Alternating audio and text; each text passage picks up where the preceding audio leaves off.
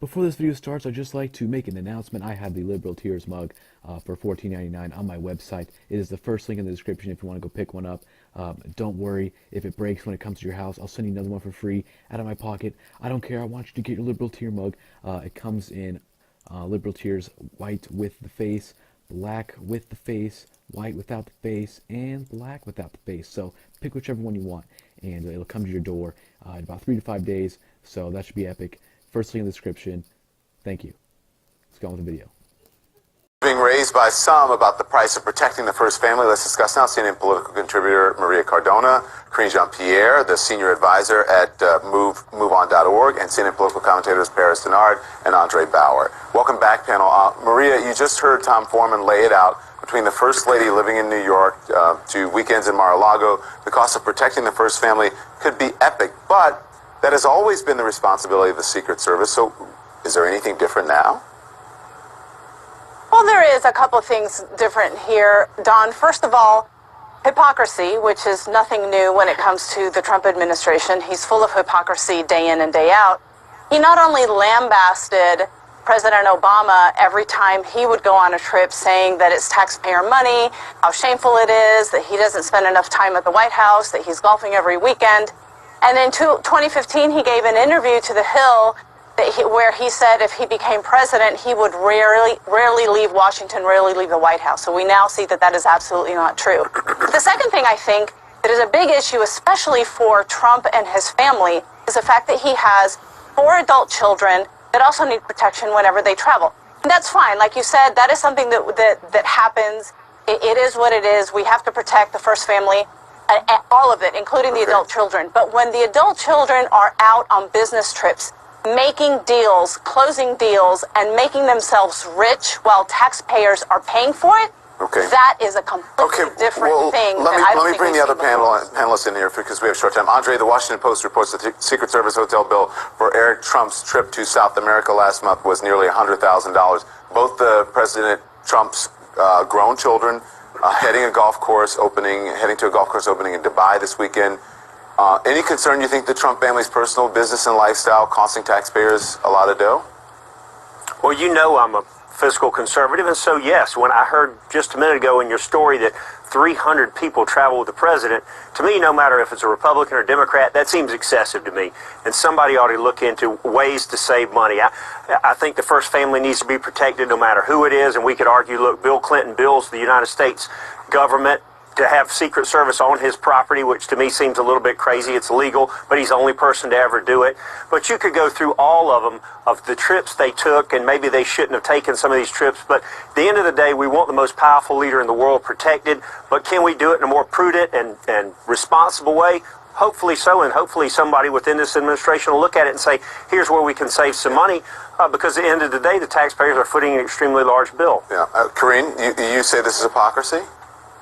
I do. I think it's complete hypocrisy. Like Maria was saying, he chastised President Obama for going on vacation, for golfing, and President Obama had less vacation, fewer vacation days than his predecessor, President George W. Bush. I think for me, the thing that bothers me the most about this is the profiting off of the presidency. Mar-a-Lago, they doubled their initiation fee to $200,000, and also he actually never let go of ownership of his businesses. So his adult children are traveling, making money for the organization, so he's profiting. I want to bring in Paris now. Sorry to cut you guys short, but I want to get it all in before we have to go. Paris, what do you think?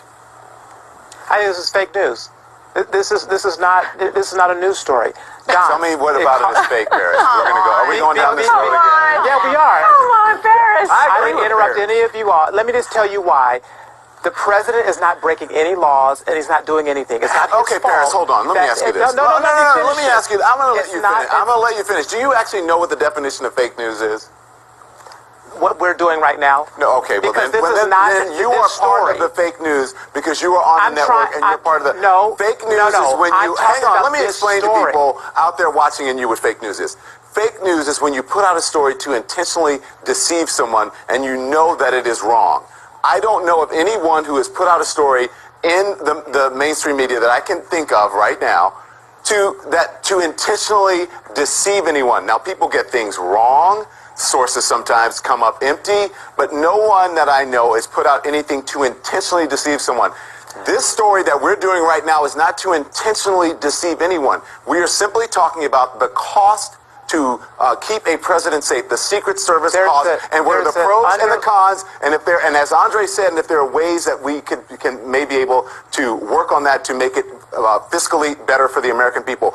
There's nothing fake about that. Please stop it with that stupid talking point that it is a fake news story. If you don't want to participate in the news stories on this network, then don't come on and participate.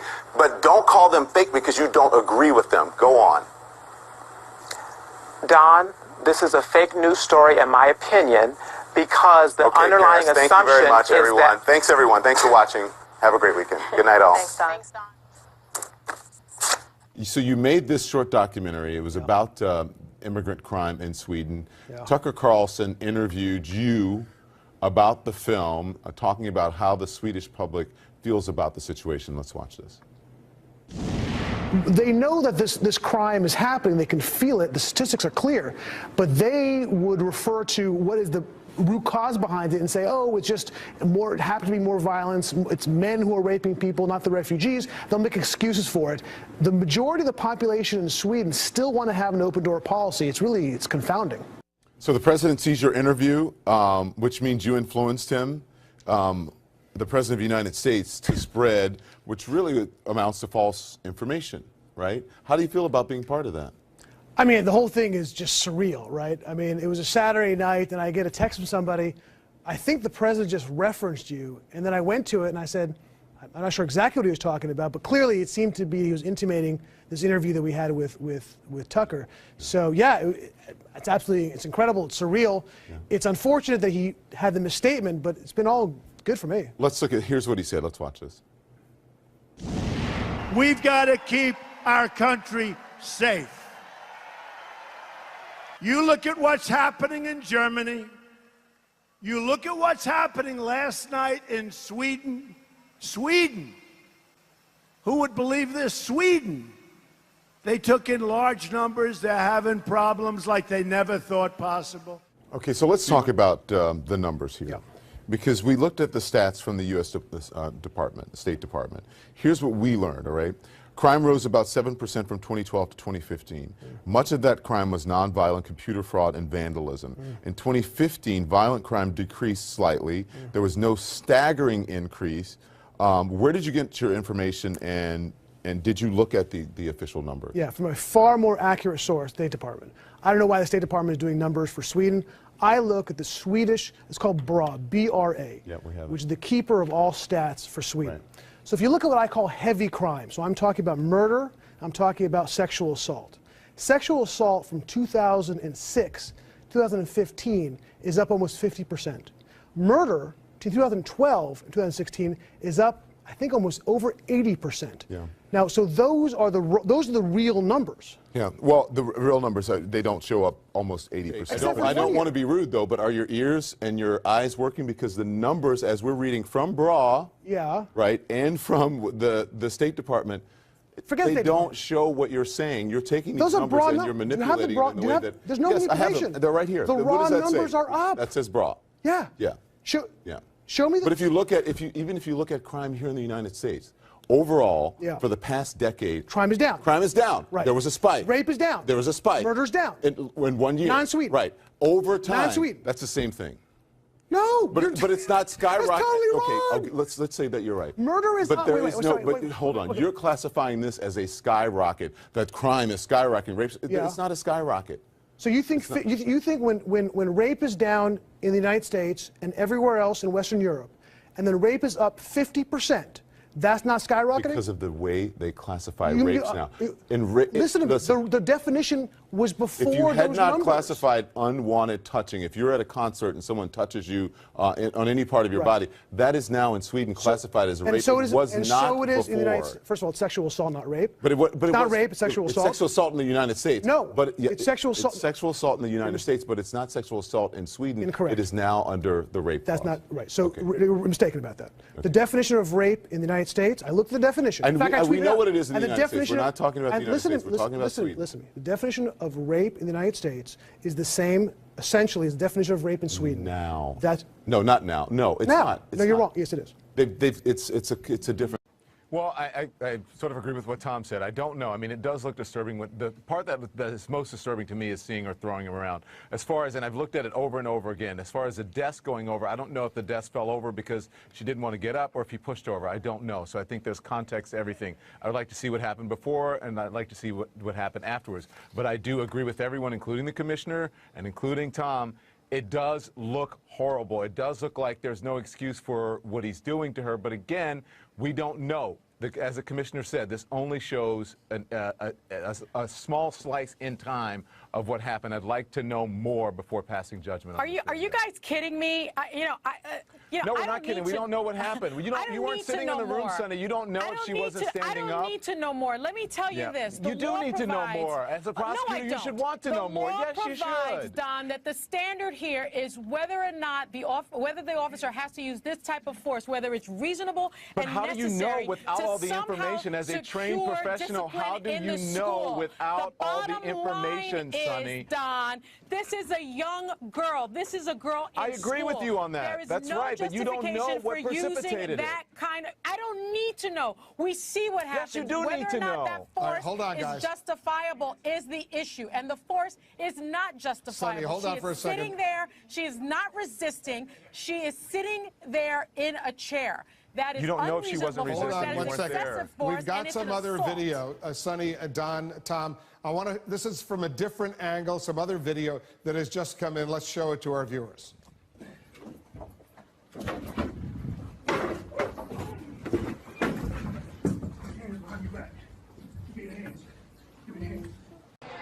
The people want to know what crazy, silly. Let me ask. Kathy, I think Kathy Anderson might Ask Kathy. steer me wrong. Kathy, what should I do? Nipple, nipple, nipple, nipple. No, Don. I love you, Kathy. No. I love you. You don't want to hear my I love do it, you Anderson. too, but really don't need to see what's about to happen here. No, Don. I love you, Don. No, All right, no. Keep it close. All right. Keep it close. All right. I love you more, Don. So listen. This is seriously about to happen. Don't get blood on my jacket. Do you need to hold my hand? Yeah. Oh, this hurts, I'm gonna be Lord. so Is your mad. mother watching? Yeah. I bet your mom is. Oh, Mama boy. Lemon. I don't know what he's thinking. All right, hold on. At least it's just his ear. You know what I'm saying? Here we go, bro. Here we go. Oh, God. Oh. Don't get blood on the jacket. It has to go back. It goes back to Brooks Brothers. Here we go. Here's the needle. Here's the needle. Oh. Ow! Oh, the whole crowd. Oh. The whole crowd's like, what is going on? But you said he's not an anti-Semite. Is he a white nationalist? My question, a white nationalist, a misogynist, or even bigoted in any way that you know of? Not at all. Steve Bannon does not have a bone of prejudice in his body. And in fact, Steve Bannon went out of his way at Breitbart to look for talent among non-traditional conservatives, just like Andrew Breitbart had championed the cause of black conservatives, Latino conservatives, women conservatives. Steve Bannon did the same thing, and he brought people on board. You know, I see Kurt there on television. He's an Asian American conservative. Here we are, an Asian American conservative, an Orthodox Jewish conservative, both of whom worked for Steve Bannon. And the question is whether he's a white nationalist. I think not. Well, then why traffic in that if he's not? Is that even more insidious if he's not, but then he traffics in it? Can you name for me, Don, one white nationalist article at Breitbart? Just one. I saw that whole build-up segment. I didn't see a single white nationalist article. Not one. But to imply that anyone can walk out and buy an automatic weapon is just not true, Don. What do you mean anyone can't? Well, listen, during the theater shooting in Colorado, I was able to go and buy an automatic weapon, and I, maybe have shot a gun 3-4 times in my life. I don't even live in Colorado. I think most people can go out and buy an automatic weapon. Don, what is your definition of an automatic weapon? What is your definition of an automatic weapon? Well, for me, an automatic weapon is something that you can shoot off a number of rounds very quickly. I was able to buy an AR-15 within 20 minutes in a state of which that I'm not a. You don't know, in all due respect, You don't know what you're talking about. An automatic weapon is when you pull the trigger one time and it continually shoots off. One after another after another. A semi-automatic weapon. I can do that with my AR-15. You're getting into semantics here, just because it's not semantics. Hang on, one Ben. is Let me automatic. finish. One is semi-automatic. Yeah. It's a big deal. It's the difference between breaking the law and not breaking the law. I want to know, with all of the black-on-black violence in the United States of America, by the way, when the tragedies happened in Louisiana and Minnesota, you know that 21 black people were murdered across the United States? Was there any reporting on that? There was a black officer who was killed today. But was there any reporting on that? Sheriff, please, let's just keep the volume down here. So I understand, and listen, I'm looking at 3 dead cops this week, Sheriff, and I'm looking at 5 last year. You trying to tell me to keep it down? Just please, if you'll just please, we can keep it civil. So, because the message to people at home, I'm sure you want, is one of civility. I wish, Don, I wish you had that message of civility have a conversation toward this with you. Hateful ideology, these purveyors of hate. You don't know what my message is. That's what I what want they to say do. to you is, these people preach vile and virtue in the name of hate. I don't know right now, as someone who's in law enforcement, if that was the actual cause of it. Go ahead. Let me ask you this. Do we know that generally the American law enforcement officers are racist? Do we know this? Go on. I ask a question. Do I know American general law enforcement are racist? I don't think anyone is accusing. If you're insinuating that people are accusing or saying that law enforcement across this country as a whole are racist, then your assumption is wrong. First of all, this whole no. The president spoke about it. Cedric Alexander, who is a law enforcement officer. The president has been lying about it. He's condemned the anti-police rhetoric coming from this hateful ideology. As a journalist sitting here on television, I don't have to condemn anyone, anything. That is something that you should ask other people around the country. I condemn their jobs to condemn just that. Like I condemn the hateful ideology out of groups like the KKK. All right? I condemn it.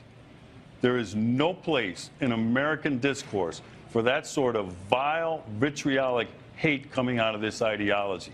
This has fueled and fanned the flames of this anger toward the American police officer. There's only one group in America, one time, that truly cares about the lives of black people in these urban ghettos, and it's the American police officer who goes down there on a daily basis, puts their life on the line to protect who? Black people. So when you say we just want to have a conversation, let's have a conversation about the black-on-black crime, which kills more black males, which is more of a threat to any black male in the United States than a law enforcement officer. Sheriff. Fine. That's going to mean more arrests. That's going to mean more people going to prison. This stuff has already been debunked. Sheriff. That's a different conversation. Every time you don't have a response to something I say, you say.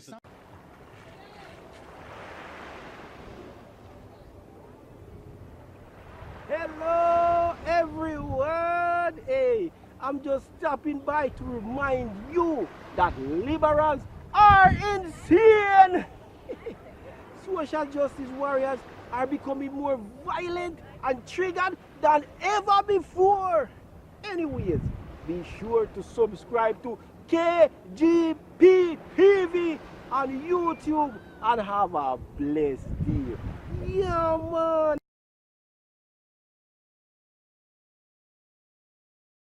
He would rarely leave Washington, rarely leave the White House. So we now see that that is absolutely not true. The second thing I think that is a big issue, especially for Trump and his family, is the fact that he has 4 adult children that also need protection whenever they travel. And that's fine. Like you said, that is something that happens. It is what it is. We have to protect the first family. Andre Bauer. Welcome back, panel. Maria, you just heard Tom Foreman lay it out. Between the First Lady living in New York to weekends in Mar-a-Lago, the cost of protecting the first family could be epic. But that has always been the responsibility of the Secret Service. So is there anything different now? Well, there is a couple of things different here, Don. First of all, hypocrisy, which is without the face. So pick whichever one you want, and it'll come to your door in about 3 to 5 days. So that should be epic. First link in the description. Thank you. Let's go on with the video. Being raised by some about the price of protecting the first family. Let's discuss now. CNN political contributor Maria Cardona, Karine Jean-Pierre, the senior advisor at MoveOn.org, and CNN political commentators Paris Denard and on. Nothing new when it comes to the Trump administration. He's full of hypocrisy day in and day out. He not only lambasted President Obama every time he would go on a trip, saying that it's taxpayer money, how shameful it is, that he doesn't spend enough time at the White House, that he's golfing every weekend. And in 2015, he gave an interview to The Hill where he said if he became president.